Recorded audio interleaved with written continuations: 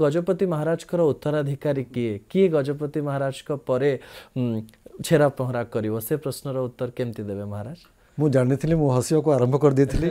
मु जानी ए प्रश्नटी आसुची आपण माने कोन बोर हे गलनी ए प्रश्न रो उत्तर सुनी सुनी देखंतो एटा मु कहि दउची आमे हेलु सेवक मालिक किए भगवान नियुक्ति किए करंती भगवान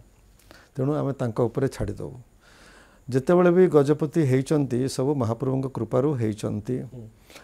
आउ सेवक भाव रे तांकर ही निष्पत्ति को आम शिरोधार्य करवा